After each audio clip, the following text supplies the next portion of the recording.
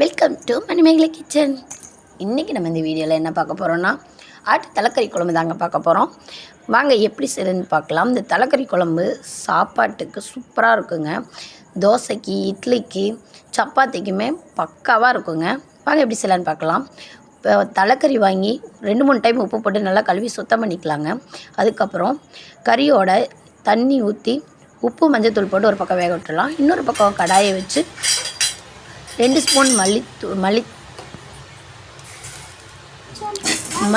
1 spoon சோம்பு, 1 spoon சீரகம், பட்டை, கிராம்பு, லவங்கம் எல்லாம் போட்டு பொன்னிறமாக வணங்கி தனியாக எடுத்து வச்சுக்கலாங்க. இன்னொரு பக்கம் 150 கிராம் சின்ன வெங்காயம் நல்லா எண்ணெய் விட்டு பொன்னிறமாக வர வரைக்கும் வணக்கிட்டு ஒரு 3 ஸ்பூன் கறி மசால் தூள், 1 கப்பு கருவேப்பிலை சேர்த்து நல்லா வணக்கிடலாங்க. வணங்கினதுக்கப்புறம் நம்ம வறுத்து வச்சுருக்க மசாலா பொருளை இதோடு சேர்த்து ஒரு பிரட்டி ஆற வச்சிடலாங்க. ஆனதுக்கப்புறம் மிக்ஸி சாருக்கு மாற்றி நம்ம நைஸாக அரைச்சி வச்சுக்கலாம். இன்னொரு பக்கம் கடாயில் குழம்புக்கு தேவையான ஆயில் ஊற்றி ஒரு பட்டை, ஒரு பிரிஞ்சி இலை, கொஞ்சோண்டு கல்பாசி சேர்த்து தாளித்ததும் கருவேப்பிலை பொரிஞ்சதும் ஒரு பெரிய வெங்காயம் போட்டு நல்லா வணக்கிடலாங்க.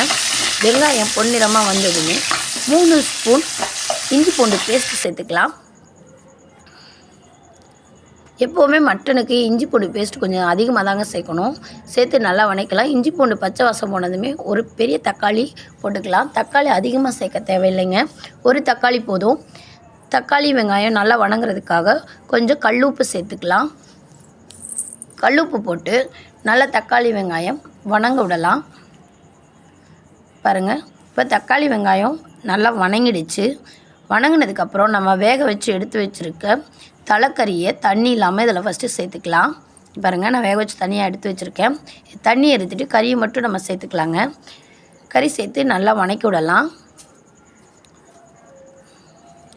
வெங்காயம் தக்காளியோட கறி நல்லா கலந்து விட்டுக்கலாங்க. இப்போ பாருங்கள், நல்லா கொதிச்சிருச்சு. இதோட 1 ஸ்பூன் மஞ்சத்தூள், 2 ஸ்பூன் மிளகாத்தூள், 2 ஸ்பூன் மல்லித்தூள் சேர்த்து நல்லா கலந்து விட்டுடலாம். பாருங்கள், நல்லா வணங்கி வெந்துருச்சு.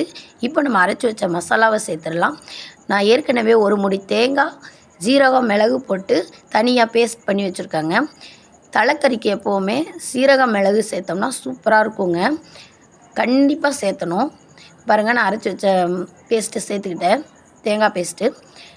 இப்போது குழம்புக்கு தேவையான அளவு தண்ணி சேர்த்துக்கலாங்க.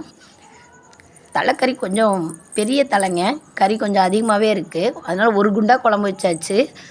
நல்லா கிளறி விட்டுறலாங்க. இப்போ உப்பு சேர்த்துக்கலாம். அவ்வளோதாங்க. குழம்பு நல்லா கொதித்து வரட்டும். பாருங்கள், குழம்பு நல்லா கொதித்து எண்ணெய் பிரிஞ்சு வந்துருச்சு. இப்போ அடுப்பை சிம்மில் வச்சு எண்ணெய் நல்லா பிரிஞ்சு வந்ததுக்கப்புறம் அடுப்பை ஆஃப் பண்ணிடலாங்க. நம்ம தலைக்கறியை தனியாக ஏற்கனவே வேக வச்சு வச்சுருந்தோம். இப்போது குழம்போட சேர்ந்து நல்லா குழம்பு ரெடியாகி கெட்டியாக வந்துருச்சு. இப்போது அடுப்பை ஆஃப் பண்ணி நம்ம பரிமாறலாங்க. நீங்களும் உங்கள் வீட்டில் இதே மாதிரி செஞ்சு பாருங்கள். டேஸ்ட் எப்படி இருந்துச்சுன்னு கமெண்டில் சொல்லுங்கள். மறக்காமல் நம்ம சேனலை சப்ஸ்கிரைப் பண்ணுங்கள். பாய் பாய்.